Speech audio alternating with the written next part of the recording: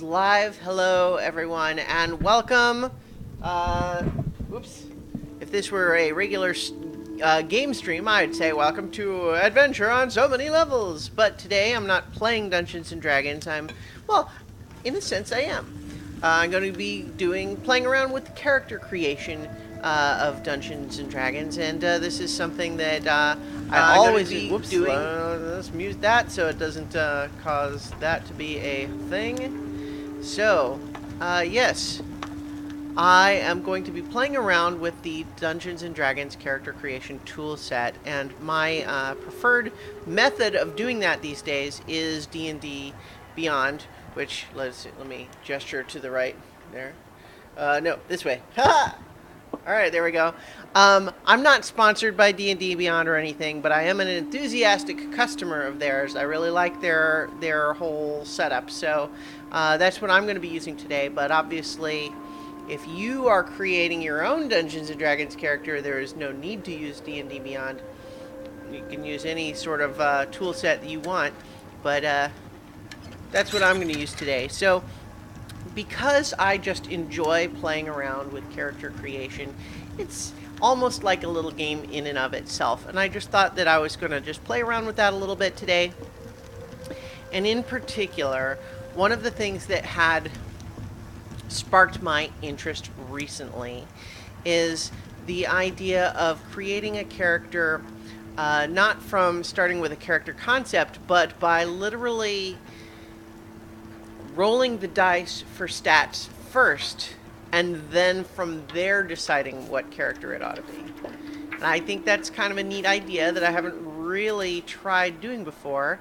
And so I don't have any specific plans for what this character will be, but just as a fun thought experiment, that's what we're going to do. So let me make sure I've got everything set here where I can monitor chat if anybody joins there in chat.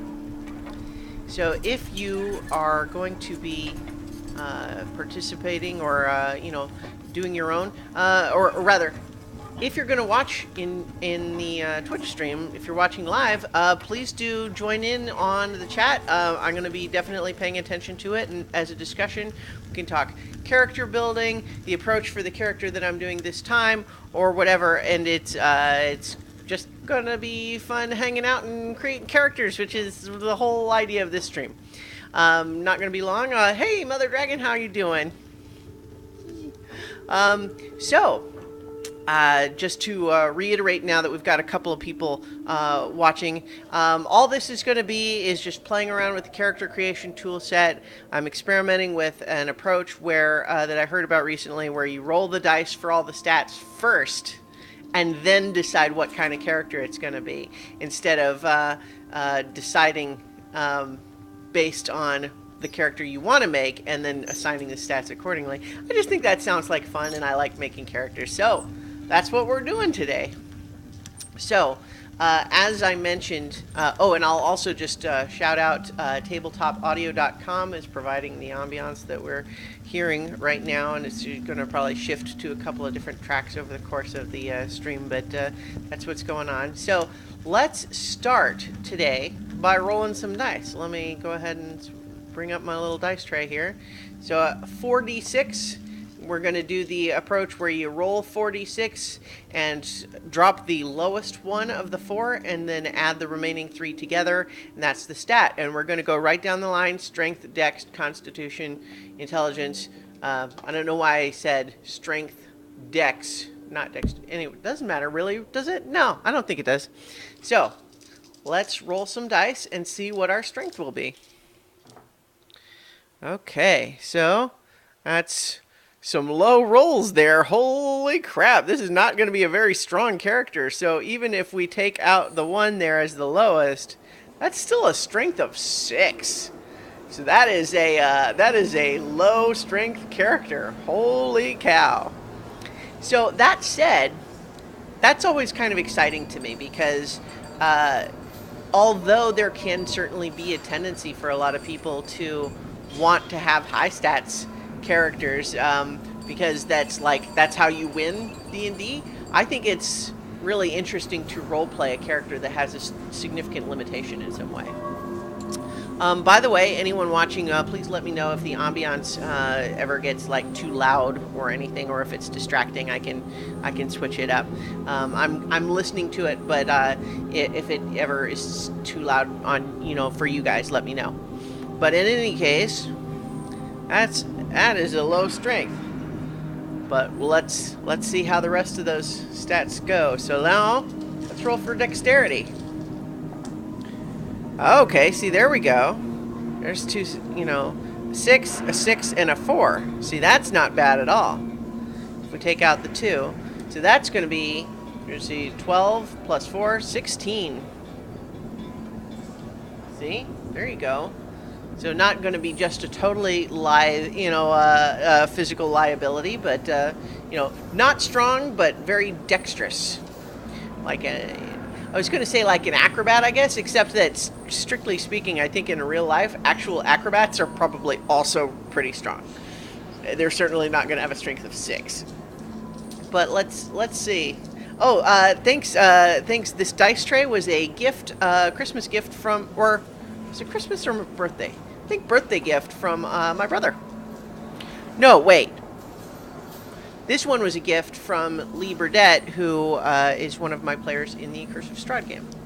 I'm trying to remember who gave me what. I have a bigger one too, but this one is just cool looking. It's a little more manageable for when it's being on camera. All right, time for Constitution. Okay, that's another pretty good roll here. So if we take out the 3, 6, 6, and 4. That's another 16. So that's already something interesting, right? Like dexterity and constitution are both high, but strength is very low. We'll have to think about like what that might mean. That's how that would be interpreted. I think that's kind of interesting to think about. Yeah, we'll have to play that out and see how that works out. But let's, in the meantime, go ahead and keep rolling. Okay, so that's going to be 5, 4, and 3 to set aside the 2. So that's a 12. So a bit above average, but not a power thinker necessarily. All right. Wisdom. Do we have a wise character in addition to it being very dexterous and not so strong? Let's see. All right, that's another 5, 4, and 3, so that's another 12. So a bit above average. And now charisma. Ooh, okay. 6, 6, and 3. So that's 15. So on the whole, these are not bad stats at all, but with an obvious dump stat of strength. So that is interesting, right? Let's think about what could that mean for, because we could certainly imagine a character who is, really intellectual and wise and even have a good personality, but like not so powerful physically, right? That's easy enough to imagine. But what might make a character be very dexterous, almost superhumanly dexterous, and pretty sturdy in terms of their resilience and strength and endurance, but very physically weak? And I know so in the chat, Mother Dragon suggests Gnome Rogue. That's definitely a very good possibility. That's because it's easy enough to roleplay the low strength with a small character. Now, obviously, I think the mechanics of D&D allow small characters like gnomes and halflings to be physically strong, but in a sense of, does the character make sense? It's very easy to imagine physically strong, maybe not so much, but fast, quick on their feet, and tough. Yeah, So Gnome Rogue is definitely a good possibility there. So, like, you don't have a lot of Constitution-based class builds, but if we're talking about dexterity, like, you could be a rogue is one obvious choice. You could be like a finesse fighter. Like you could be a fighter that specializes in finesse weapons that are dexterity based. You could be a monk. The wisdom is a little low for a monk, but we could also buff that a little bit with stats. But yeah, so that's got some interesting ideas there. And then obviously, depending on what we choose, racially speaking, we will also enhance or detract from these stats a little bit. But the whole idea of rolling the dice like this first is to kind of let that be the guide, right? Like before this character ever becomes an adventurer with class levels in any particular class, what are they like with their base stats? Like what are they good at a base level?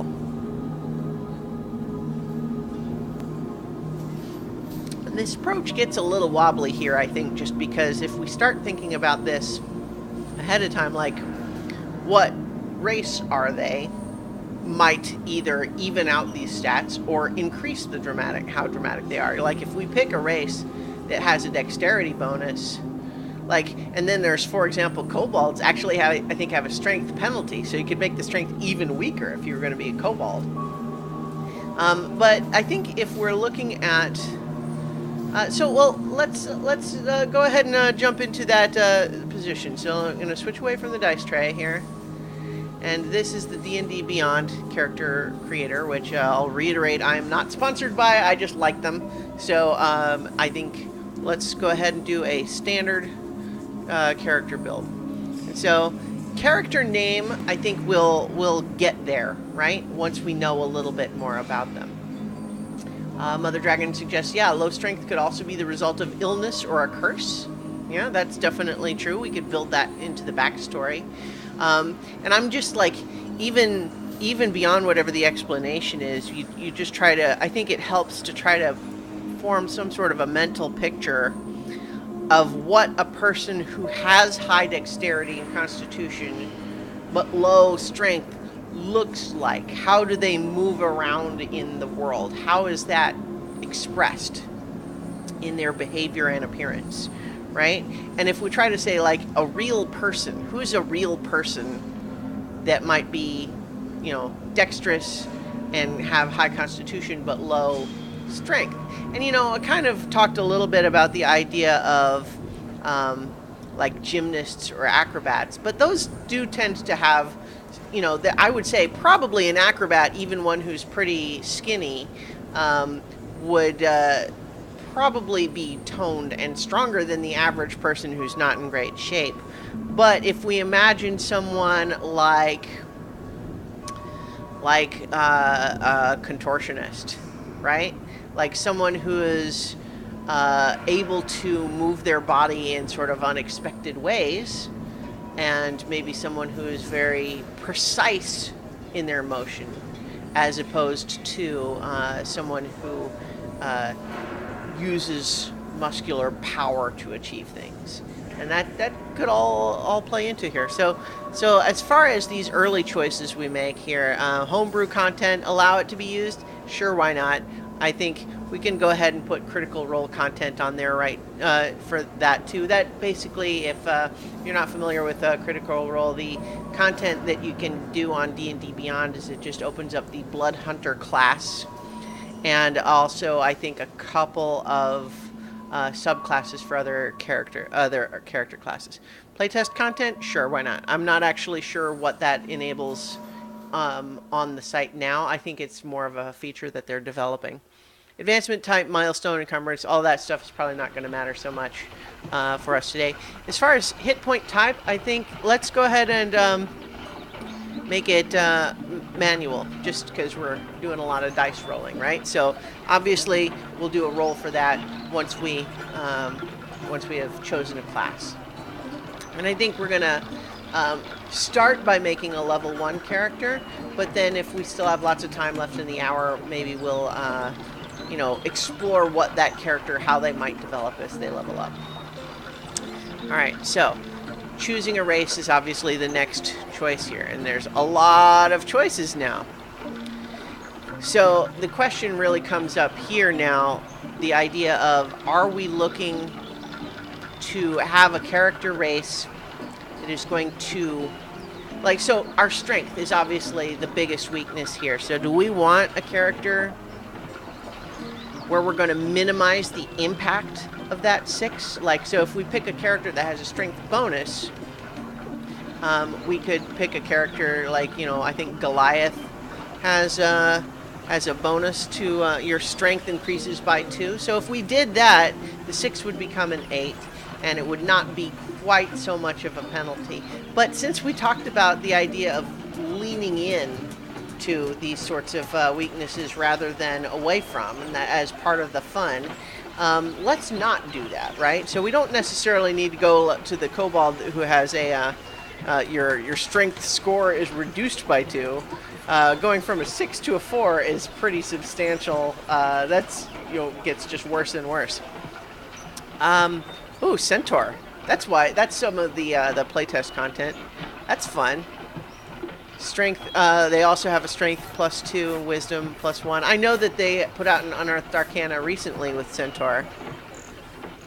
That is cool, actually, because I won't get totally into why that's cool, but I have some plans for that.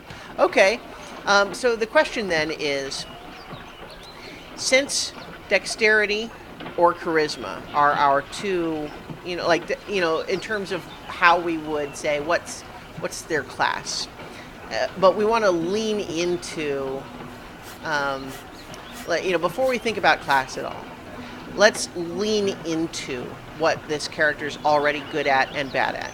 So we don't want a strength bonus, we want a dexterity bonus, constitution bonus, or charisma bonus, right?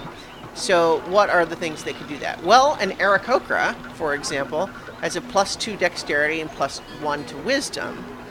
And I think that an Aarakocra is a race that, for example, we can understand a little bit more why they might be dexterous, but not physically strong, right? Because it specifically talks about the idea that they have kind of like, you know, they're light size. They have thin, lightweight bodies that weigh between 80 and 100 pounds. So that's definitely one option. And I kind of like that idea. So Aarakocra is maybe a good choice, but let's look at some of the others. So let's look at some of the ones that have, you know, so we're looking strength, constitution, and charisma bonuses is what we're looking for. So I think Aasimar has various types, but I believe they mostly have charisma bonuses. Yeah. So that's one that could work, but it doesn't necessarily, like, it's an option as opposed to something that like really makes sense. So I think, and then we have, you know, Dragonborn has a strength bonus and charisma bonus, so that's maybe not good. So an elf is perhaps a character type we could imagine in this context, like very, like, preternaturally dexterous.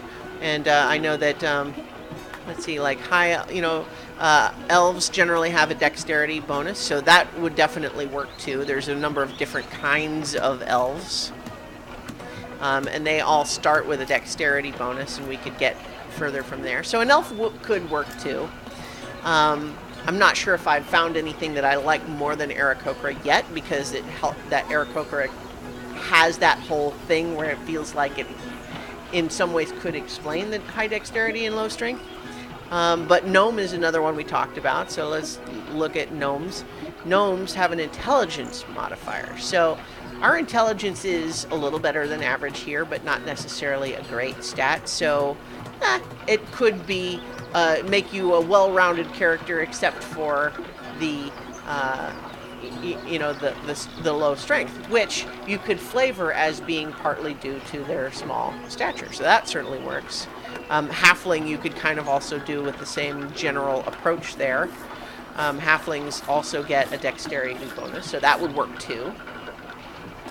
But let's also look at, you know, we talked about Aarakocra. Let's see what some of the other non-traditional options might be.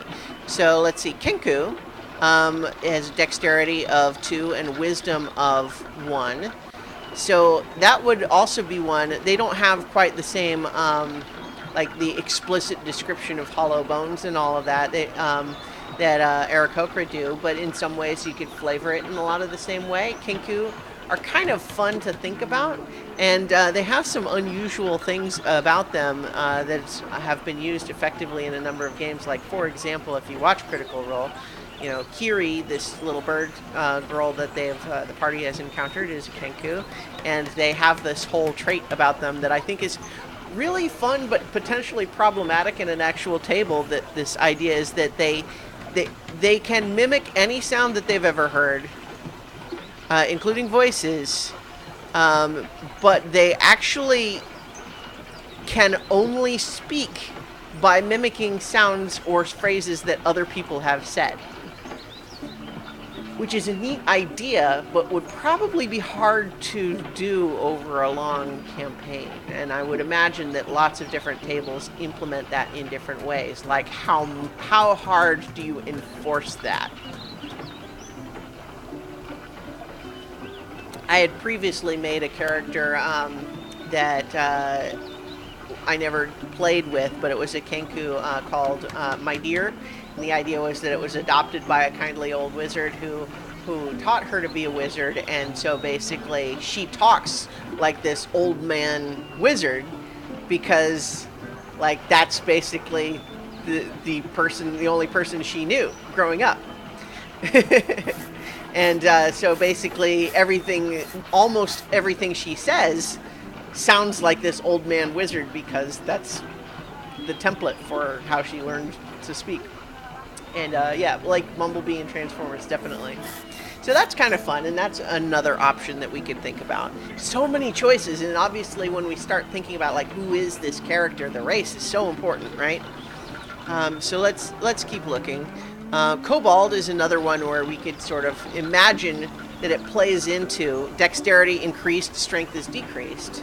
And if we really wanted to say the plan is to lean into the scores that we already got, this one is almost more dramatic than the others because it's explicit that the race increases dexterity and decreases strength.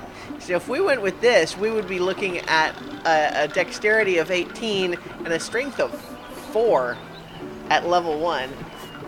Which, I don't know, kobolds are kind of fun. So I mean, like, I think that's a definite possibility there too. I like kobolds. They're kind of fun and silly to think about. I enjoy playing with kobolds. It's part of why I've got a bunch of them as NPCs in so many levels. And we did a brief one shot with kobold characters. But here, let's keep looking. So Minotaur, I don't think would be our choice here, but that's just another one like the Centaur that was added as part of a Unearthed Arcana. Let's see, lizard folk have Constitution increase, which does kind of fit in our stats in a way that's, you know, we hadn't talked about as much.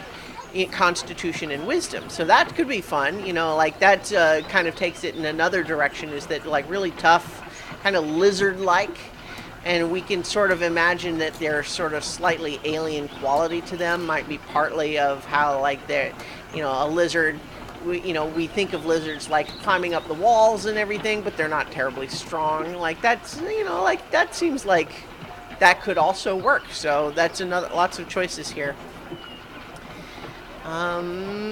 Tabaxi is another one that we could imagine being kind of in line with this high dexterity, low strength idea, with a dexterity increase and a charisma increase. And, you know, just from a mechanical standpoint, that +1 in charisma takes our 15 and would make it 16, which is already by itself like a whole nother modifier. So that's mechanically might be a very good choice. And, you know, Tabaxi are these cat people. They're pretty cool. So let's see, and we're almost at the bottom of the list here. Tieflings, I believe, are primarily based on having increased. Let's see, feral tiefling is +2 dexterity and 1 intelligence, which is kind of interesting. That could that could work. But I think standard tiefling is charisma based, and for that matter, here's where this homebrew content. Oh, the ambient track is this is Halfling Festival. This is a fun one, but it's also very specific. Like you want to say, yeah, that sounds like Halfling Festival, right? Very other things you could imagine this being. And I think the switch we did to say allow homebrew content is why we have a lot of choices here with these different tieflings. Turtle is probably not going to be a good fit with our. Let's see. Mother Dragon says Tabaxi would not be strong by choice. They only need to be strong enough to knock the glass off the table. That's pretty fun. I kind of like that. Yeah, so it's lithe and kind of squirrely to escape, but maybe a little bit lazy even, and that might be the reason for the lack of strength there. But so a turtle, you know, strength and wisdom is the increase. I don't think that would necessarily be a good fit. I'm going to turn the volume down on this a little bit. That one's a little louder than the others. There we go. So let's see, we've got Triton. Is strength, constitution, and charisma, so no, that's not as good. And then the last one on the list here, Yuan Ti Pureblood, which I've kind of toyed around with that one, and that's charisma increase and intelligence increase. So that's not really leaning into our stats. But so let's talk about this. So let's recap the ones that we talked about as possibilities. So we had the Aarakocra. We had Gnome or Halfling, we had the Kenku, and we had the Tabaxi that seemed like the best expressions of leaning into the stats that we already rolled. And see, this is part of what's fun about character creation, I think, is that like I can already start to imagine the different versions of these characters that would be with the different races. We talked about lizard folk too, as another one that, you know, focuses more on the constitution than the dexterity.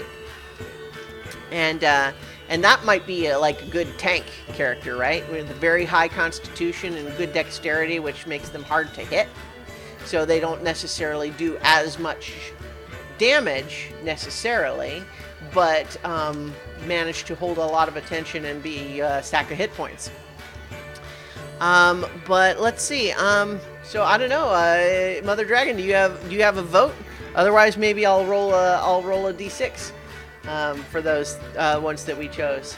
Hey, maybe, you know what? How about we do that? Like, so of the ones that we've narrowed it down, let's see. Aarakocra would be 1, Gnome 2, Halfling 3, Kenku 4, Lizard Folk 5, Tabaxi 6. Right? And we'll let's roll a die and see which one it is. All right, so this is I'm gonna roll this die here. 5. Okay, so that was a lizard folk. Yeah. With a good charisma, a lizard tank / bard would be fun. Yeah, that's kind of fun. And of course, you have the Bard College of Swords too, which is one of the subclasses that could really work with that. So maybe we'll look at that. But so the dice have spoken. We are making a lizard folk character today. So let's look a little bit more about the lizard folk. An alien and inscrutable mindset, their desires and thoughts driven by a different set of basic principles than those of warm-blooded creatures. Oh, hang on, let me switch it back to... Here we go. And they get a +2 constitution, +1 wisdom. They, reach maturity around age 14, rarely live longer than 60 years, so short-lived compared to some. Most lizard folk are neutral by culture, and that obviously doesn't limit us, but it would, in a lot of respects, it would play into, like, if we have a character who's not neutral, we might want to explain why. Like, why are they not like the rest of their culture? Little bulkier and taller than humans, and their colorful frills make them appear even larger. Size is medium. Walking speed is 30 feet. Bite. Fanged Maw is a natural weapon that you can make unarmed strikes with. If you hit with it, you deal piercing damage equal to 1d6 plus your strength modifier. So our strength modifier is already going to be -2. So that's a 1d6 minus 2. Probably not going to use that a super lot. But here's where some of this gets interesting. If we were, for example, a monk, they can use martial arts, where you make your unarmed attacks with dexterity instead of strength. Then all of a sudden, instead of 1d6 minus 2, it would be 1d6 plus 3. So that's maybe an option. Colorful frills, more bard-like all the time. So that's true. Let's keep talking. Let's keep moving. So in any case, they are also cunning artisan. As a part of short rest, you can harvest bone and hide from a slain beast, construct, dragon, monstrosity, or plant creature, and use it to make a shield, a club, a javelin, 1d4 darts, or blowgun needles. And that's pretty fun. I actually played one session of a game with the lizard folk character, and it was a lot of fun having them like using that trait. It's great for flavor. Like, mechanically speaking, like, how much do you really need that stuff? Maybe not so much, but what is fun is you have just killed a couple of orcs or something, and you have the calm, lizard-like, no emotion lizard folk just moving on into the corpses and just carefully harvesting bits of bone and skin and everything, and making darts and a javelin and stuff like that. And while everyone else in the party kind of goes, aghast. So that's kind of fun. You can hold your breath for up to 15 minutes at a time. That's potentially useful, right? Hunter's lore. Proficiency with 2 of the following skills. Animal handling, nature, perception, stealth, and survival. Sure. Natural armor. AC is 13 plus dexterity modifier. So that means that level 1, without any armor, already got an AC of 16. That's pretty good. And let's see. And then, so that's like with no armor, having an AC of 16 at level 1. That's not bad. Hungry Jaws. So you can, in battle, you can throw yourself into a vicious feeding frenzy. As a bonus action, you make a special attack with your bite. If the attack hits, it deals its normal damage, and you get temporary hit points equal to your Constitution modifier. Okay. Nice. So that would mean that your Hungry Jaws would not necessarily do as much damage because we've got the low strength, but you gain temporary hit points, 3 temporary hit points when you do it. That's kind of fun. And then you can read, speak, and write Common and Draconic. And Draconic is also always a fun secondary language. So, yeah, let's go ahead and we create our lizard folk character. And so, we're going to have a lot of stuff here. We're going to have to pick our hunter's lore traits. So all of this is just, the summarized version of what we just read. But let's see. So let's start thinking about this this lizard folk character. Are they, we can start imagining what's their background, and where do lizard folk live? Like, where are they from? We would imagine, compared to more civilized races, they are probably more out in the wilderness, right? And the whole hunter's lore aspect of it.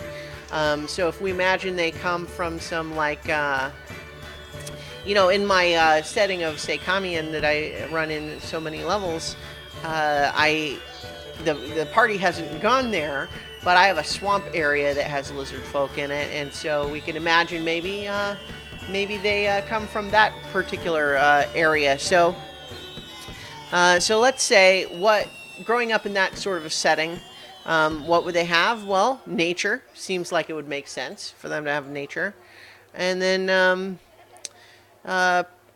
if they're a hunter, nature and survival, I think, make the most sense if we want to say they grew up in kind of a wilderness area. So let's go ahead and pick those as the hunter's lore here, if we imagine them before they have ever even made their first class level. But now, choose a class, right? And obviously this starts to play into what we had talked about. But Bard has come up a couple of times, so let's look at what Bard would mean with this character in this set of stats? Like, what would we want to focus on? Well, so we would have a 1d8 for hit points. And that's, it's not the worst, but not the best either, for sure.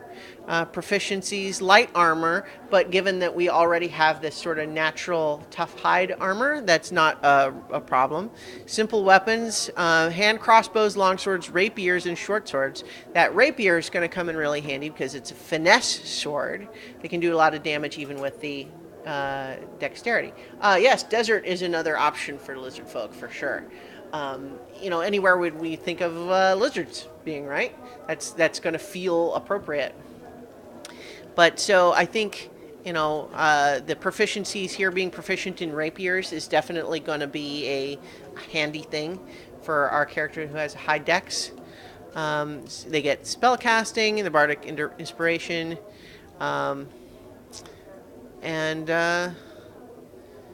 you know what? So I think some of the other choices, I'm leaning towards Bard, especially since it's come up a couple of times, and I love this idea of the colorful frills and that sort of thing. And a lizard folk Bard is interesting to think about. Like, what does that mean for a lizard folk? Because lizard folk, we saw that description where their emotions are very kind of alien compared to the humans and everything. And so, what does that mean then? A high charisma individual from a race that is typically low charisma, right? So what does that mean? Does that mean that compared to most lizard folk, this individual is just especially good at recognizing the behavior of the mammalian folk and understanding how to deal with them? Or is that charisma expressed in some other way, right? Because charisma doesn't have to be all jokey joke stuff. Like if we think of Scanlan in from Critical Role Campaign 1 is in a lot of ways become kind of an archetypical bard. Like when people hear bard, that's what they think of, all singing silly songs and making jokes and doing crazy stuff like that. But it doesn't have to be that way. Let me sing you a song of my people. It's about swamp water. Yeah. So, but like another way, if we think about charisma, not just in terms of likability, but about powerful personality, right? Now, obviously, I don't think we want to lean too hard into like cliches or stereotypes of like there's the whole cliche of the noble savage, that whole thing. So I think we would want to be careful to avoid leaning too hard into that. And yet that stereotype had power because I think we can all sort of intuitively understand that type of charismatic personality, right? Like it's presented as different, but nonetheless powerful, can be very inspiring, but maybe stoic compared to others, right? Intimidation is definitely based on charisma. And so that's another way that it could be expressed. Like, we can imagine, because one of the bards as a class, primary class abilities is this inspiration thing, but what if it's an intimidating sort of thing? Like instead of like saying, come on, you can do it, it's more like, you would better hit that thing.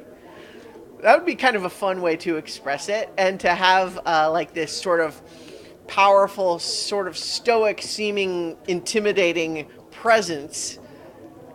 Kind of, that's like, I feel like that could be kind of a fun thing. Again, I think we would want to be careful to not fall too hard into some of the Native American stereotypes there. But I think there's also an archetype that we could play into there.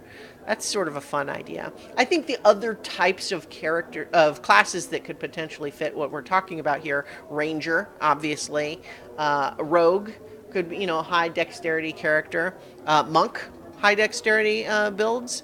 Lots of these could be dexterity based, and there's lots of options there. But let's go ahead and do Bard just because we've talked about it so much already. So for adding adding the class, and we're starting with level 1, but we may level it up a little bit later and see how that goes, like bringing it up to level 5 or something like that. Okay, so we have to choose our proficiencies based on this class, and then we're going to deal with background. And see, one of the interesting things about the way we're doing the character building this time is that normally, I think, if we're imagining this character before they gain any class levels, that's where you would talk about background is like before you assign a class, whereas this setup has us doing it later, but that's fine. But in the meantime, we need to roll for the hit dice because that's how we decided on it. How we decided we do it up front, and it's a D8. So our level 1 hit dice, we're gonna roll this D8 here, and we're gonna add our Constitution modifier to it, which at level 1 we're starting with 3 of that. So let's see. Ooh, that's it's hard to see this one, I think, but yeah, we rolled an 8. So, we 8 apply. Okay. Well, that's interesting. Why did it go down? Well, because we haven't done abilities yet. So I think that ought to update as we assign our scores. But so proficiencies. The other thing that we have to kind of consider is that at least in the standard D&D lore, the bard abilities come from study in some of the same ways that wizards do, right? Like the magic is not inherent, it is a learned ability, and that it comes from going to a bardic college. Like that's the standard lore for how you would learn to be a bard. But obviously I don't think that gets rigorously enforced all that often. So, but we could imagine that it is something that is, learned. I don't think that this lizard folk character was especially well educated from a civilization type standpoint, but if it's all about being an inspiring presence, an intimidating presence, we can imagine that being led, and that lizard folk kind of have their own sort of slightly different magical versions of the whole thing. Yeah, that gives our reason a lizard to leave the swamp. Oh, to go and learn these bardic college things. Yeah, that's true. But in any event, we have to choose 3 musical instruments to be proficient in, and because we've based this character as being from the wilderness, let's pick some of the more primitive types of weapons that we might imagine a character like that having, right? So perhaps a drum. Let's see. Maybe a pan flute? I don't know, a regular flute or a pan flute. Maybe horn. I don't know, like a horn in this context is always a little bit weird because obviously we can imagine like the horn of Gondor, like, but what does proficiency in that mean, right?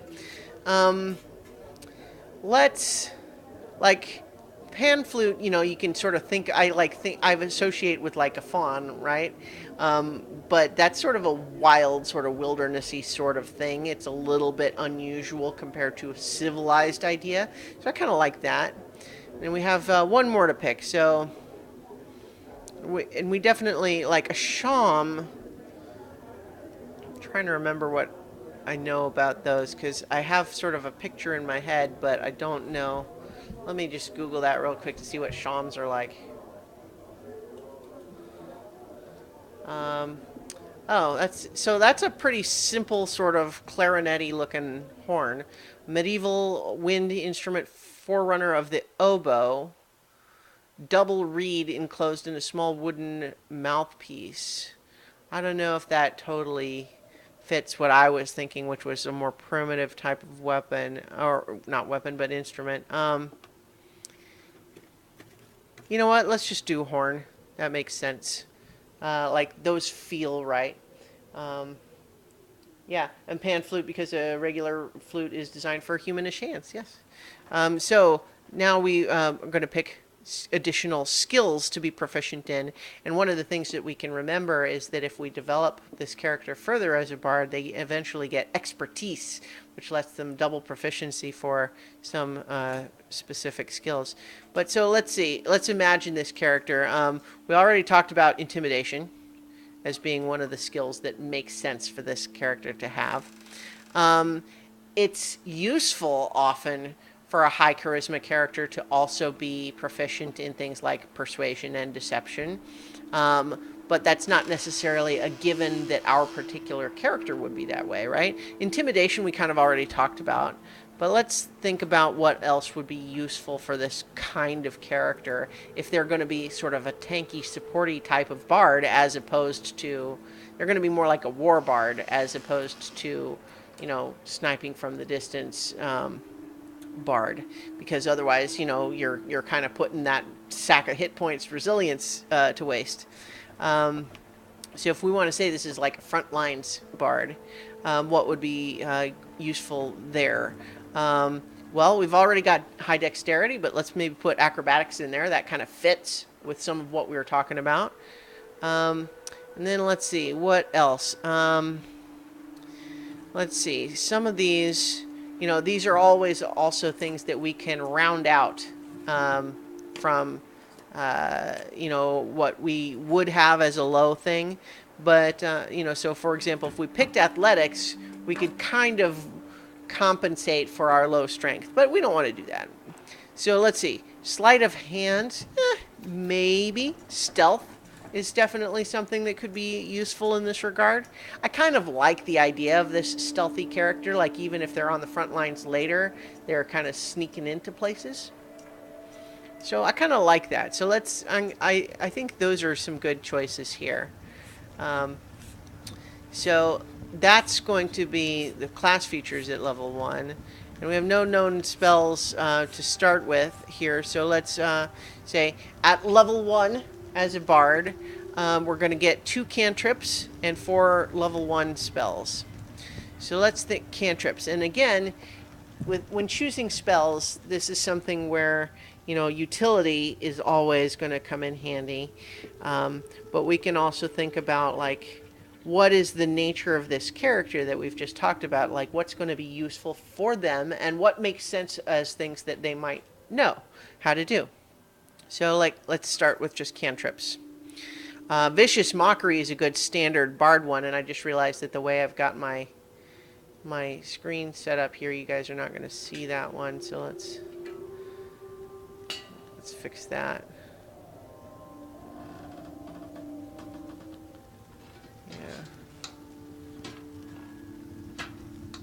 Yeah, so Vicious Mockery is a good standard bard thing, and it also, we can kind of imagine that if part of our whole, concept here is this an intimidating bard, that, you don't want to disappoint them because they're sort of scowly, maybe. Yeah, the Vicious Mockery is definitely right in line with that, right? So let's pick that one. And that one is a good one for combat. So just from a mechanical perspective, it might be nice to have a utility one in addition to that. I don't remember if it said lizard folk have dark vision or not. Let's just click back over and double check that. I don't think they do. So no dark vision for lizard folk, which is a little bit surprising, actually. But what that means is that perhaps something like light would be useful. Well, what else? Let's consider what other choices we might have. Light is obviously useful. Dancing lights could be useful in much the same regard, but has the downside. It's an upside. Dancing lights is perfect because it's like will-o'-the-wisps in a swamp, right? I mean, tell me that's not perfect. You can't, because it is. So I think that's the second cantrip to start with. And that is useful as kind of a utility. Anyone who's not familiar with these specific spells, basically Dancing Lights is concentration, so you have to keep focusing on it, but basically you can create these 4 lights to float them around, you can move them around, you can make them look like different things, and then an ability that I don't think gets used all that often is you can make them, instead of being 4 different little lights, you can have them look like a one glowing, vaguely humanoid form of medium size. That's such a weird thing. Like, there seems like it would be very situational when you might be able to use it in that way. But you can move them around as a bonus action on your turn. But that seems like a good one. And then Vicious Mockery, specifically what it does is you unleash a string of insults. It's an action to cast. If they can hear you, it must receive a wisdom saving throw or take 1d4 psychic damage at level 1 and have disadvantage on its next attack roll. So that's definitely a useful thing if what we're talking about is being on the front lines, like as a tank, being a distracting thing, and you're not necessarily focused on damage as much as you are controlling the enemy. And so that's a good one there. So let's look at first level spells. That what might be useful for this character, and there's more to choose from here because bards actually have a pretty substantial spell list. Charm Person is obviously a useful spell, but it doesn't seem quite in keeping with the whole thing. Dissonant Whispers kind of fits, but at the same time we don't necessarily need to double up on that if we also have Vicious Mockery. I mean, it's different, but we don't, like, just because one aspect of it fits doesn't mean we have to pick everything that fits with that sort of thing. Let's see, but let's think about, like, what makes sense for this type of character. Like, maybe even Longstrider might make work for this this character, like this highly dexterous character, speedy, gets in the enemy's face and keeps them distracted while the rest of the party come in and flank it. And so Longstrider lets you get there in its face. You touch a creature, and it's also useful because you can cast it on other creatures if you want. It increases your speed by 10 feet. Yeah, so, like, just lets you move faster in the heat of battle. I don't know, maybe. That's one option. Yeah, Bane is another possible suggestion. Yeah, it works kind of like that idea of giving disadvantage. So you can choose up to 3 enemies. They have to make charisma saving throws, which is useful because a lot of monsters and stuff don't have high charisma. There's actually not that many monster enemies that have high charisma. Yeah, and so they have to roll a d4 and subtract. So that's just making them slightly less effective. That's another good control one. So that maybe is a good option. And we can choose 4 to start. So maybe let's pick that one. You know what? Just kind of randomly, I like the idea of animal friendship because in some ways I sort of love the idea that this lizard-like, this lizard folk intimidating presence maybe doesn't seem to have much patience or emotion wrapped up in humans or other sorts of races. But what if they really like animals? That's kind of a fun quirk, right? That makes it a little bit more complex there. So that's one thought. Dissonant Whispers, yeah, I kind of talked about, is that sort of leaning too hard in the same direction as a Vicious Mockery? But it is pretty good. It is a pretty good spell. If it fails the Wisdom saving throw, 3d6 psychic damage, and then has to use its reaction. Oh, but see, it has to use its reaction to move as far as its speed allows away from you. Because I was just thinking, it's like, if the whole idea is to stay in its face, do you want it to run away? But maybe sometimes you do want it to run away. And depending on where you are when you cast it, you can kind of control what that means, right? Like if you were able to get around behind it, I don't know. So maybe that's another option to think about. Disguise self seems like a potentially fun one to do in this context. And we can imagine that a lizard folk who has left the swamp behind and is trying to fit in better with other non-lizard folk. I feel like my nose, did I get a little sunburn on it? I think I did.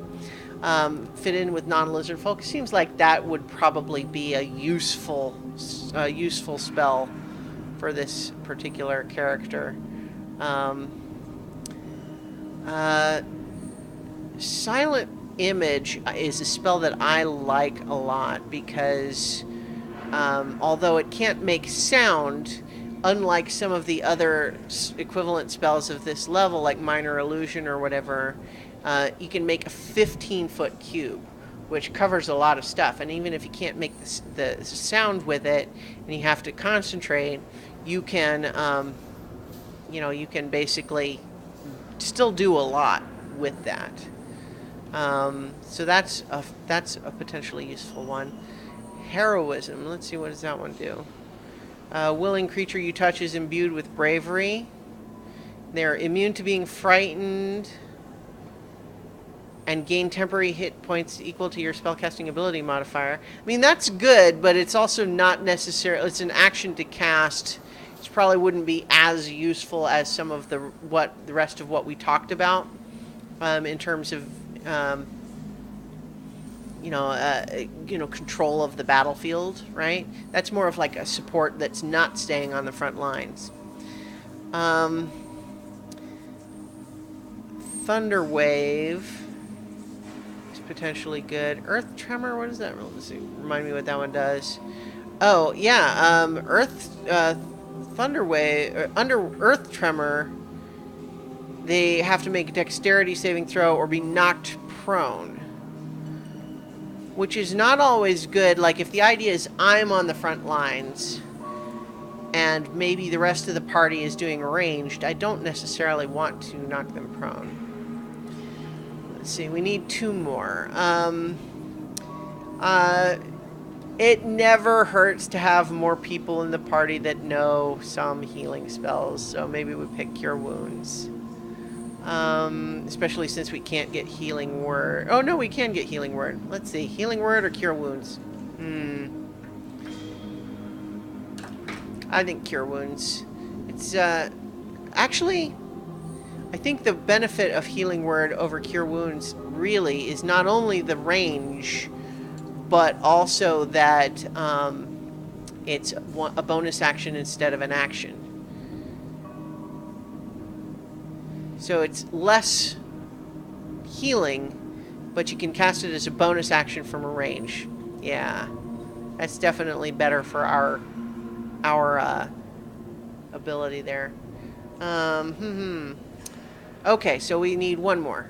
I kind of like the animal friendship idea.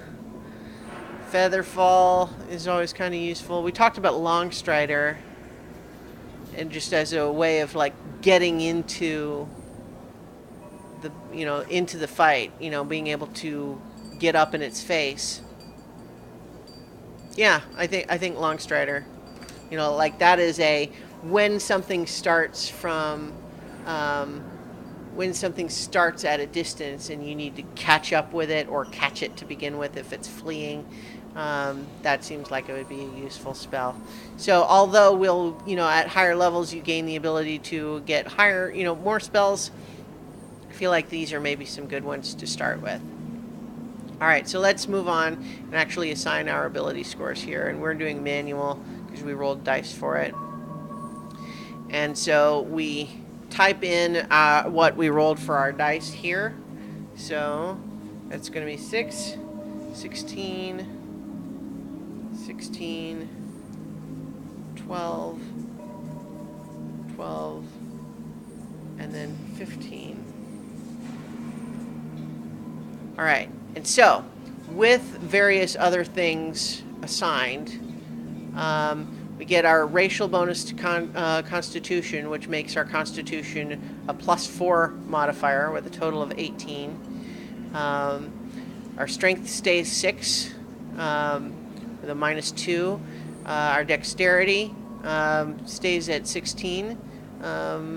Intelligence 12 stays at 12. Wisdom increases to 13, which doesn't really get us anything. It still has the, you know what, animal friendship. Yeah, see, I kind of talked myself into practicality over the fun of the RP of it. I think I want to go back and yeah, I'm gonna undo Landstrider and yeah, Longstrider and yeah. See, I just, I talked myself out of the fun silliness of that animal friendship. There it was, yeah. Because just the idea that this very stoic, intimidating lizard folk presence that has very little in the way of patience for human emotions, but loves animals, loves the little animals. And so if it's a beast, a beast, and it you can charm the beast. Yeah. All right. I like your the RP flavor of that. All right, so we're back here. So we ended up with 15 is still a +2 charisma modifier. So as a bard, probably we would want to spend at least, our first ability score modifier would want to try to start beefing up the charisma, but we're already at a bard that's probably going to be spending most of its time soaking up attacks and making dexterity weapon attacks, and then the bard spellcasting and inspiration is slightly more secondary, at least to start probably. So let's my little label here on the stream, let's go ahead and update this to match the final version here, which means that it's a con of 18, 12, 13, there we go. All right, so that is our scores here. And now we're going to do a background, and also we need a name here. We could randomize, I don't know, does it already know based on, let's see what, I don't know, those don't seem like, I'm going to go to, ouch, just ran over my toe with my chair. FantasyNameGenerators.com is lots of fun, because there's just all of these different, different types of races from different games. And so we can actually just go to the lizard folk name generator, and here's a couple that it just suggests right on the face of it, and we could also click this for more, but I don't know, let's see, Trash, I don't even know how to say that. Yeah, let's try again. Uthes is pretty good. Sherthu, Tis, I like just Tis, I don't know, Tis. Nerdicrus is kind of fun to have nerd in there. Uthes. Trark.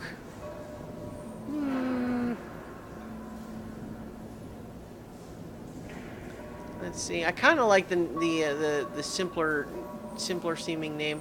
Ith. Heretics. I don't know. I'm wavering. I'm trying to think of a good one. Bithrath. Bithrath sounds like it should be like Beatrice, only you have a lisp or something. Bind. Sis. Sis. Thurth is good. Sigrash. Orthus. I don't know. I kind of like Orthus. You know what? Let's just go with Orthus for right now. Orthus. Alright, let's see if they've got a little... sure, they've got some good ones here. Alright. Alright, so now we need a background. We've already talked a little bit about, you know, kind of growing up in the wilderness, which, you know, could be like Outlander. Outlander certainly kind of fits with what we've talked about. Let's see. Like, Uthgard tribe member is not quite right, but it's got some of that same flavor. Far Traveler, I think, is actually more meant to be more like a plainer thing. Clan Crafter. Hermit. No. Outlander, I think, is maybe going to be a little bit of the... Outlander, I think, may fit the most in terms of what we... You grew up in the wilds, far from civilization, in the comforts of town and technology. I mean, that's pretty much on the nose with what we had already talked about. Witnessed the migration of herds larger than forests, survived weather more extreme than any city dweller could comprehend, and enjoyed the solitude of being the only thinking creature for miles in any direction. Yeah, sure. Automatically gives us athletics, which, you know, we had talked about the idea of if we had proficiency in athletics, it kind of makes up a little bit for, you know, having the lower strength. And it's just by default, you know, so that still kind of works. So we get one more skill proficiency beyond what we have already. And we could choose, you know, persuasion or performance if we wanted to lean into the charisma thing. But I think medicine, because that actually in some ways pleasantly ties in to that whole thing of that whole thing of you know, tearing apart the corpses of your victims to make weapons out of them. I like the idea that they know a lot about anatomy for that reason. I kind of like that. So I think I'm choosing medicine there. So tool proficiencies, we get another musical instrument. Like it wasn't hard enough to just do all this before. Oh, you know what? Bagpipes? How about bagpipes made literally like of bones and organs and stuff? That's kind of a fun, horrifying idea. We get another language. Let's see. I think Sylvan... I don't know. Does that make sense? Let's see. This is always where it's going to be weird. A weird language. I think, which makes more sense? Primordial or... I think Primordial makes more sense in, like, fitting in with the aesthetic of the stuff that we've already chosen. And then our background feature for Outlander is Wanderer. Excellent memory for maps and geography. Can always recall the general layout and terrain. Yeah, that's pretty. Can forage and stuff like that. That all seems to make a lot of sense. Okay, so suggested characteristics, and here are some that we can get from the base, you know, the background of Outlander. So let's see. Driven by a wanderlust, that we're going to choose 2 personality traits. I was, in fact, raised by wolves. That's pretty fun. I'm always picking things up, absently fiddling with them, and sometimes accidentally breaking them. That definitely seems fun. Let's see. Place no stock in wealthy or well-mannered folk. Money and manners won't save you from a hungry owlbear. Yeah, I think that actually sort of fits, too, with the lizard folk aspect of it, of just, like,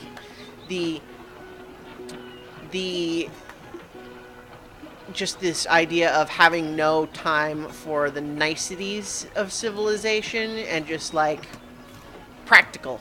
Everything's practical.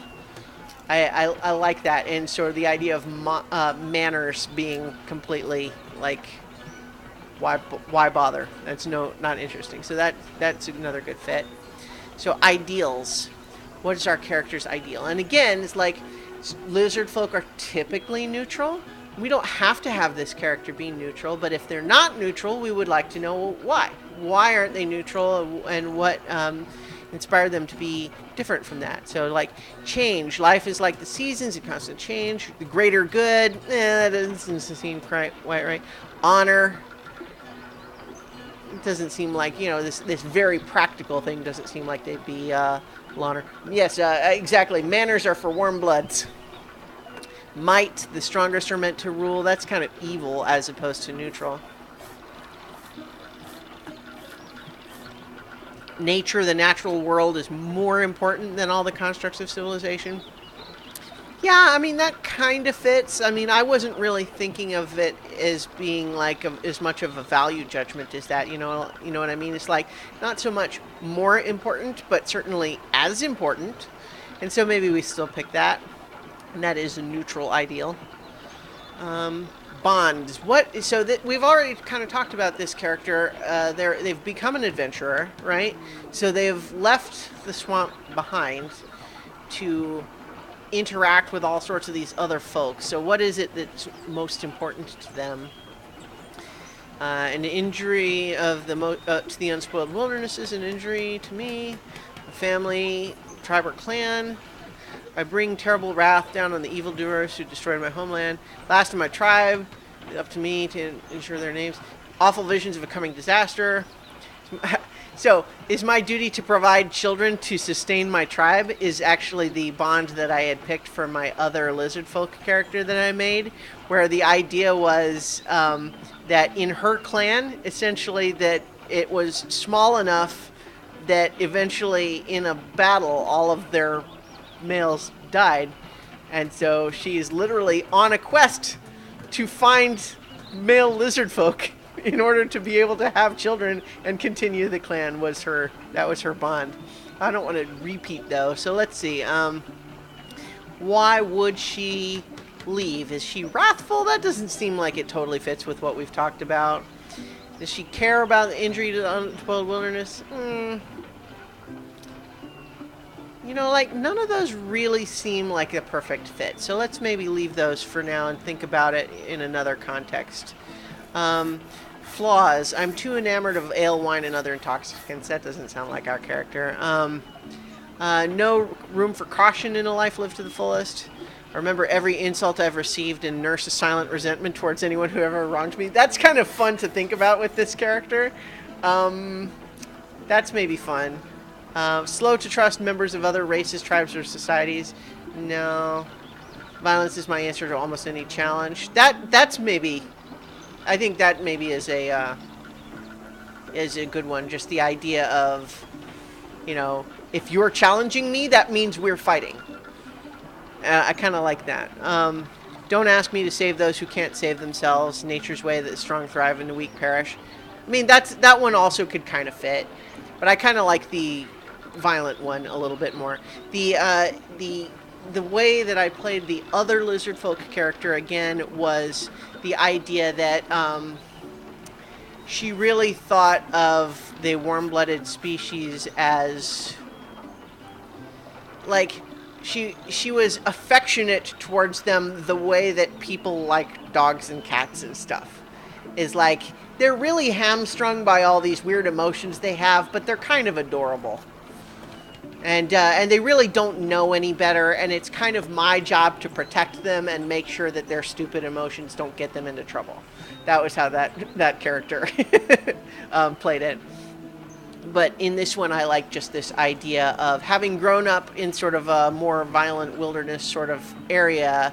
There's not a lot of nuance. It's kind of a if there's tension, it is resolved by us fighting each other and exerting dominance or whatever, and that's how it works. But bonds, I feel like I want to grab... Let's see, I've got Nola's guy nearby here. You know what, I also have D&D Beyond open. So let's duplicate this tab real quick. And... I'm going to pull up, because I feel like the Volo's Guide, when it introduced the lizard folk race, it had some sample traits and quirks in here beyond what we had in the character builder. So let's see. Lizard folk quirks. You hate waste and see no reason not to scavenge fallen enemies. Fingers are tasty and portable. That's kind of fun. You sleep best while mostly submerged in water. Money is meaningless to you. You think there are only two species of humanoid, lizard folk and meat.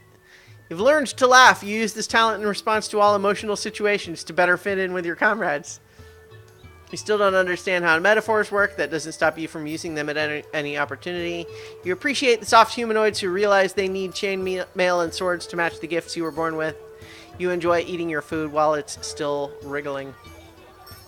Yeah, I think some of those are pretty good. Let's see. Money is meaningless to you. I think seems like it would be good. And then I think hate waste and see no reason not to scavenge fallen enemies is something we kind of already fits, right? So let's add a couple more of these. Oh, see, I don't want to do it like that. I don't want to have to do it with this way. Oh, there we go. It's just a text box. So let's add a couple of these.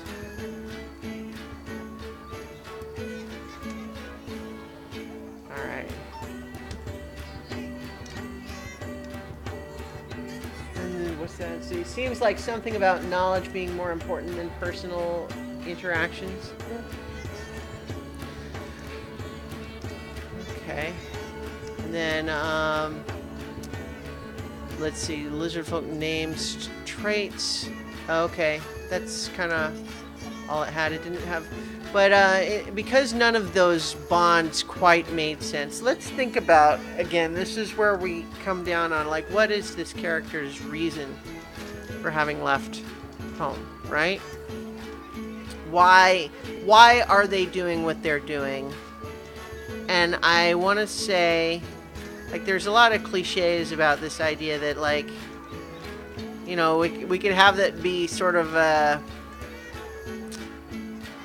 in this sort of, like, humorless, emotionless, intimidating way. I think it could be kind of fun to play with the idea that that essentially there was. I see. Again, I want to be careful not to lean too far on, like, stereotypes or tropes about, like, Native American stuff, and, like, the idea of a clan that was, like, wiped out by the nearby civilization, and the idea that this character is sort of very matter of fact and practical about the idea that, oh yes, I had to leave home because the humans came and killed all of my relations, and so now I'm alone and I have to find my own way. And just this sort of thing, like, well, everyone else was like, gosh, I'm sorry to hear that. He's like, are you okay? Well, sure, why not? I told you I survived. Here I am. I'm not injured. That's kind of fun, but, like, what bonds does that leave, right? The terrible wrath. See, because that's, like, the idea is, like, it's not necessarily they're all that, you know, so last of my tribe. I don't know. See, I kind of don't want to do that. I kind of want them to have a home they could go back to. But maybe suffer awful visions of a coming disaster and will do anything to prevent it. Yeah, I think maybe that's fun, right? Like, maybe they had some sort of, see, like, vision quest. Like, again, I don't want to be too cliche there. But maybe it's a little bit more like the Princess Mononoke thing, right? Like, there was some horrible omen attack on the village, and even though the village is still there, they're looking to try to see what caused this attack in order to prevent it and keep the people safe. And that would make it a family, clan, or tribe is the most important to me, even when they're far from me, as opposed to awful visions. Because I don't think awful visions sounds quite right. I think it is starting out on a journey to try to stop, like, the original idea of becoming an adventurer is to try to prevent an external threat to the tribe. So let's do that. Okay. So character details. I think faith.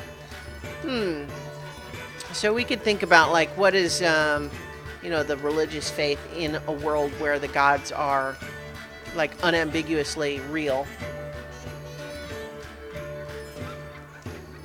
But if this is a Sekamian lizard folk, then it's more about like the spirit of the swamp. Um, but like that's more like nature spirits are to be respected, not worshipped. Let's see. It also gives you the RP of always comparing where you are to how great the swamps of home were. Yes, exactly. That's a good one. It's just kind of like, this otherwise emotionless thing, sort of just talking about like, it can't compare to my waterbed back home. It's like, what do you mean a waterbed? It's like the water where I slept. Let's see. Nature to be respected, not worshipped. Lifestyle, I would say wretched, but doesn't think of it as like, well, let's see. No, that's not quite right. Wretched is inhumane conditions, no place to call your own, your shelter wherever you can. No, that seems right. Like, this is sneaking into bars, huddling in old crates. But I like the idea that for this character, like, that's, no, it's like, nowhere's going to be as nice as home was, and so why spend the money? Besides, what's money? We've already said, like, money is meaningless to you. And it's kind of just like, yeah, so that's definitely the appropriate one there. And then alignment. Well, so are we just neutral? No, it seems like they are leaving home, a place that they like, where people that they miss and care about live, in order to try to protect some things. That's more like neutral good, right? Either neutral good or chaotic good. I think neutral good, right? Like, that's it's not that they favor chaos over laws so much as just like, yeah, it's kind of, yeah, exactly. You guys take the gold, just leave me the bones. Yeah, neutral good. Try to do the best they can to help others according to their needs. Many celestials, some cloud giants, most gnomes are neutral good. Yeah, I think that seems right. All right, so let's close that up. And then physical characteristics. Let's see. I think did we have? We didn't. Yeah, we didn't get as much. Yeah. So I think we liked the idea of that threat. So no hair.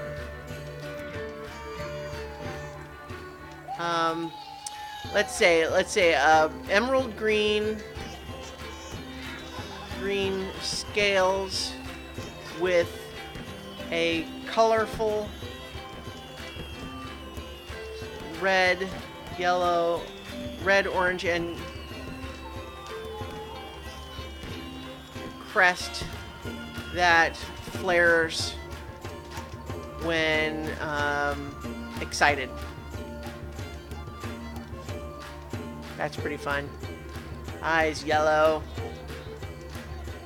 Height, I think we established that lizard folk tend to be a little taller and more muscular generally, but we're also a low strength one, so maybe the height is going to be like 6'5". Weight would be, let's see, did we have that table for the height and weight? There we go. Lizard folk. So if we start at like 4'9", but we're doing 6'5", then it would be 20 inches taller. Oh, okay, 20 inches taller is like the exact total height of the... I thought they were saying they were taller. But that's okay. I put 6'5", so let's say that. This is a tall lizard folk. And so the weight modifier would be... on the low end, right?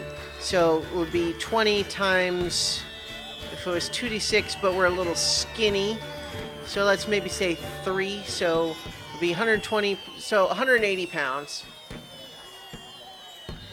Which really mostly only comes into play when you have a game that is really strict about that kind of stuff. Age, they reach maturity at 14, live to be about 60. And so I think if we want to imagine sort of, adult, but like the equivalent of in the 20s, that would probably be something like 17. female. That's just kind of started thinking about her that way. Okay, and so I think, yep. And then let's just briefly add in backstory. Has left her home and clan in the beloved swamps to determine source some external threats to her home. And I think if we were to play with this character, we might work with the DM to see what those threats might have been. And you know, since I'm the DM in Sekamian, let's think what it might have been. You know what? I'm gonna say that various humans and other races have started raiding the swamps, apparently searching for a specific other races harvesting a specific root and making a mess of the biome, making a mess of the environment. And then maybe this root is like a root that would be, you know, maybe minorly used in some sort of natural medicine concoctions, but why these other races want it.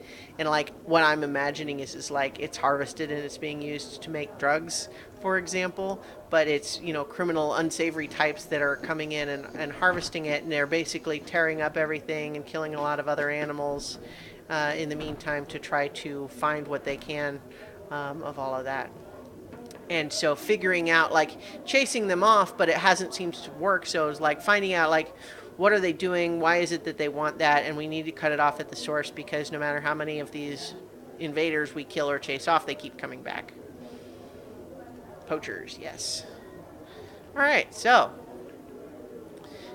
starting equipment, and I think we'll get through that, and we're already have taken a little longer than I think I was expecting us to go, but let's do that. And I think then we'll, you know, once we get to the full level 1, we'll just kind of settle on, you know, we'll do a quick upgrade to level 5 just to see what sorts of things would come into play there. So starting equipment, I think currency, I'm going to leave it 0 just to make sense for this character, even though in theory you would get some starting currency. But a rapier, we already kind of talked about. Diplomat's pack or an entertainer's pack. It includes a backpack, bedroll, 2 costumes, candles, water skin, disguise kit. Yeah, like I think that makes more sense than a diplomat's pack in this context. A lute or any other musical instrument, I think drum. Leather armor and a dagger. I'll go ahead and leave it there, although we won't be wearing the leather armor. Outlander, we get a staff, a hunting trap, trophy from an animal you killed. Yeah, that's all pretty good. We can uncheck pouch containing 10 gold. Yeah. And then let's get rid of that leather armor just because, you know, our character wouldn't need it. It would literally be, I think leather armor is, yes, 11 plus dex, so it would literally be weaker to use it than its natural armor. So I think let's remove that item.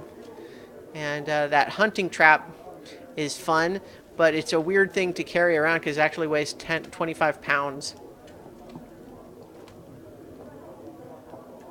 So unless you're playing a campaign where your hunting trap is going to come into play a lot, it's a lot of weight if you're dealing with any like sort of encumbrance. All right, and then I'm going to leave currency at 0. More? No, let's do that. Okay, so we have made a level 1 character. And so, got Orthes, the lizard folk bard, who has unarmed. Let's equip that rapier and the dagger. So, and the rapier is, a rapier is light. No, they are finesse, but not light. So we don't naturally get to make, the front like main attack, main hand, and why trap something you can befriend. Yes, exactly.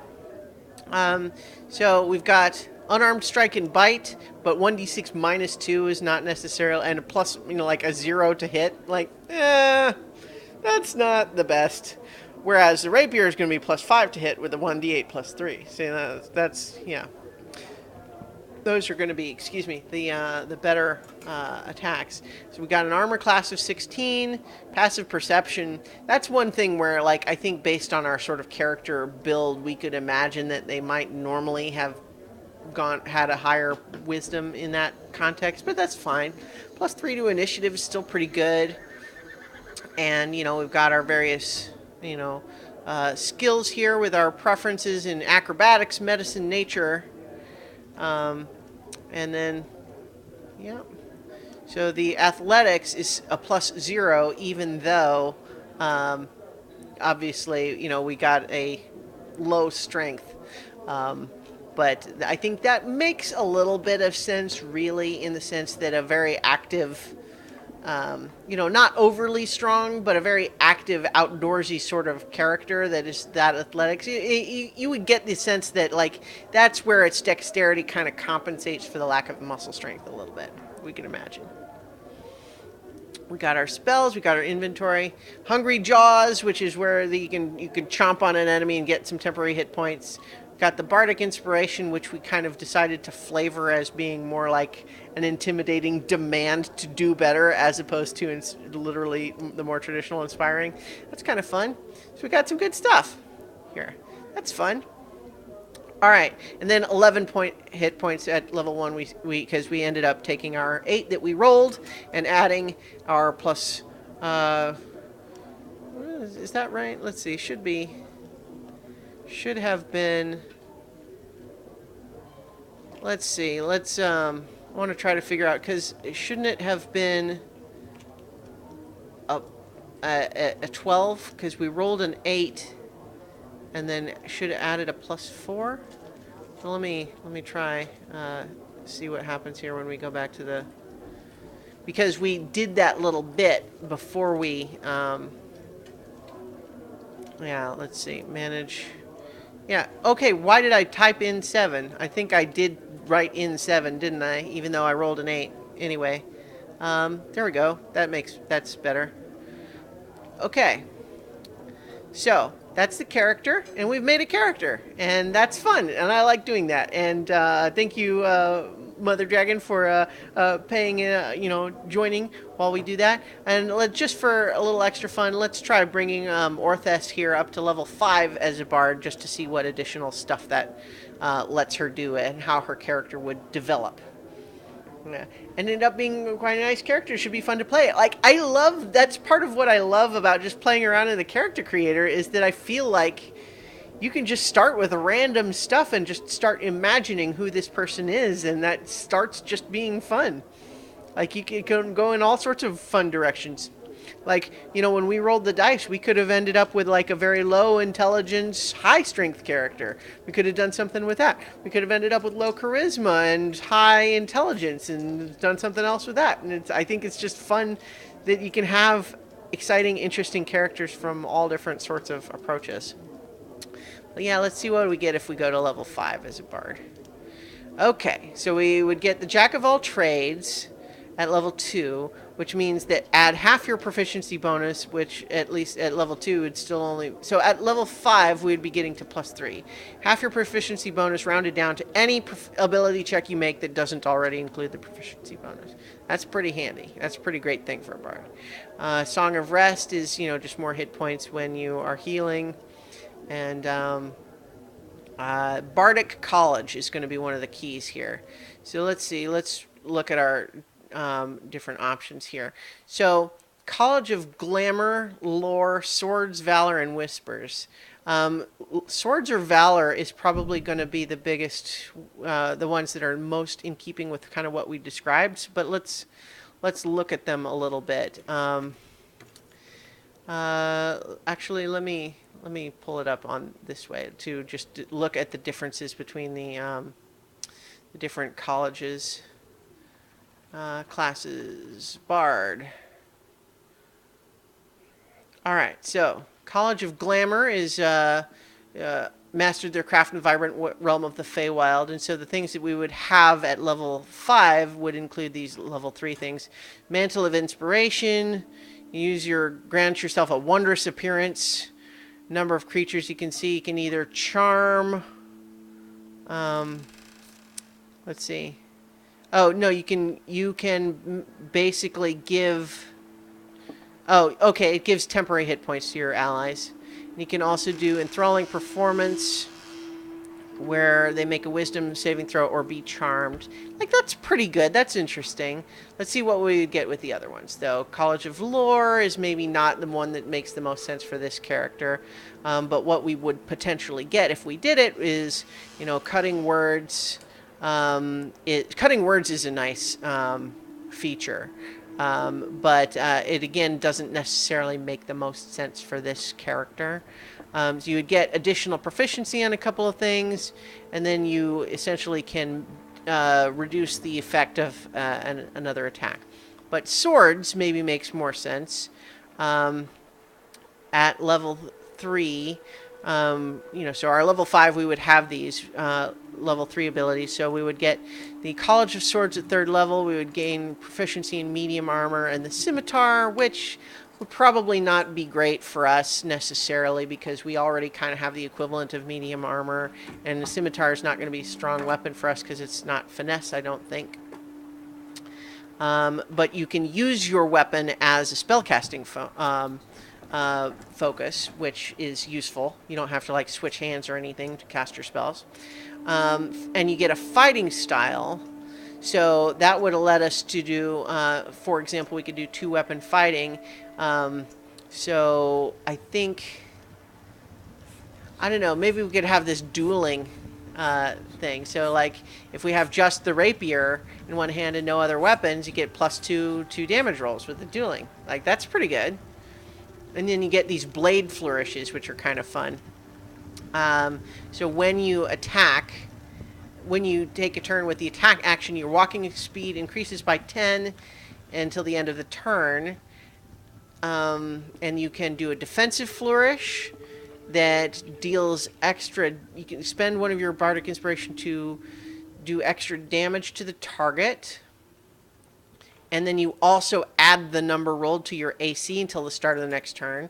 Slashing Flourish, which is expend Bardic Inspiration to do extra damage to the target, and to any other creature of your choice within 5 feet of you. So if you're surrounded, that's pretty good.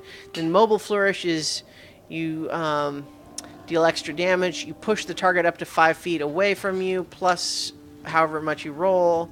And then you can use your reaction to move up to a walking speed. Oh, see, and that's pretty good. That's where you can crowd control an enemy by pushing them, you essentially shove them in the direction that you want and then walk right up to where they are again.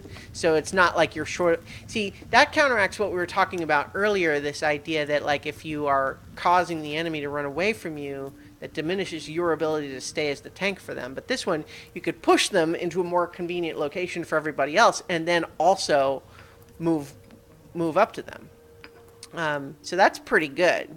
So I think swords makes the most sense. But let's look at Valor. Valor would be gain medium armor, shields, and martial weapons. Maybe not necessarily going to be the most useful for us. But Combat Inspiration gives us a creature that has Bardic Inspiration from you can roll that die and add the number rolled to a weapon roll it made. Well, I mean, that's regular inspiration, right? Alternatively, when an attack roll is made against a creature, it can use the Bardic Inspiration die and add the number rolled again to its AC against the attack. Okay, so that's interesting, is that in addition to inspiring the ability to hit, you can also like the ability to defend. That's interesting, but like, and then at level 6, that would give you the ability to attack twice instead of once. So that would be pretty good to do more damage, but it's not necessarily. And we would also get that with swords. I think that makes the most sense.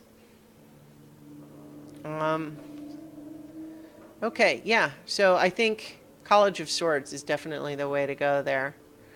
Um, so I think picked College of Swords already. Expertise, we get to take 2 of our skills and make it double the modifier. Intimidation is one of the big ones that we talked about already. I think we would want it to be there. And then survival or stealth, I don't know. Acrobatics. Now, I think acrobatics being super good is, flipping around all over the place makes total sense for this character, I think. Then bonus proficiencies, we got those, but we kind of talked about how that doesn't matter so much. Let's make it a dueling.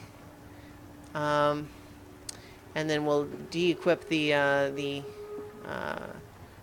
what's it? God, I can't think. De-equip the dagger. Yeah, and then see, we also get Font of Inspiration. You recover inspiration when you're short or long rest. Okay, then ability score improvement. So, if we think about our stats here, right? An ability score improvement, what could we make the most use of? Well, for example, if we put 1 in wisdom and 1 in charisma, then both of those increase the modifier. We would have now a +2 for wisdom and a +3 for charisma. And getting that +3 for charisma is really useful. But for example, we could also put 2 in charisma, still only have the +3, but be that much closer to getting a +4 with a future ability score increase. Or we could also take a feat that gives us a +1 to charisma and something else. Like, for example, I think Actor does that. But does Actor make sense for this character? I'm not sure. Skilled at mimicry and dramatics. Advantage on charisma, deception, and performance when trying to pass yourself off as a different person. We do have disguise self, so that maybe makes sense. Mimic the speech. Yeah, you know what? I kind of like that, actually. The idea that this emotionless lizard folk gets really good at like mimicking and faking the emotion that the other creatures do. So like when disguising itself, it's really good, but like the party knows that it's literally all an act, and it's really just kind of like, it'd be kind of fun to role play too, the occasional use of playing this extreme emotion when in disguise and then just returning to the very taciturn, emotionless. Yeah, I kind of like that. And so that gives us the +1 to the charisma, which would bring us up to 16. And then we also get that other ability. So I super love that idea. And in terms of the things that I like to do as a player, yeah.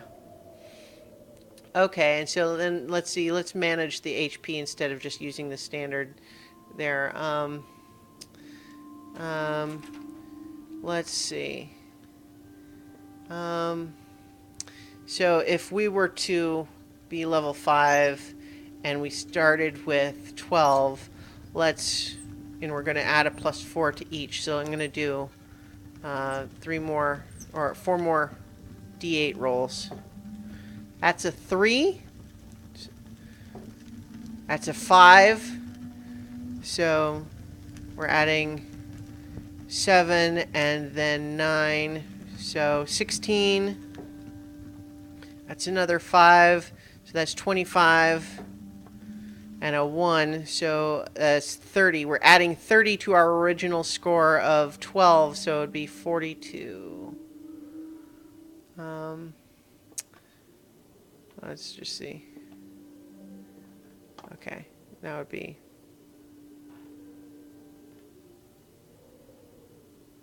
Alright. So our level 5 bard now has a total charisma score of 16. And let's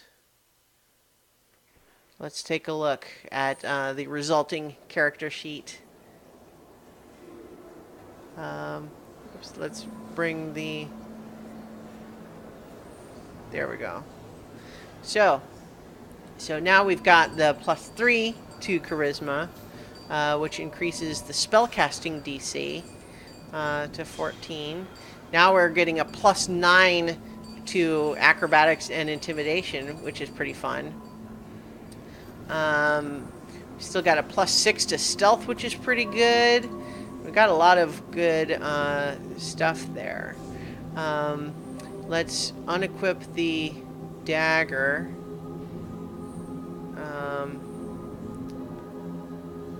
Just have the rapier, and then the fighting style should give us another +2 to the dueling, because we're not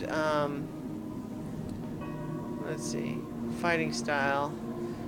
When you are wielding a melee weapon in one hand and no other weapons should be +3. So yeah, okay, so what that means is there's rapier, we would be getting 1d8 plus dexterity modifier, which would be 3 plus the 2, so it's a 1d8 +5.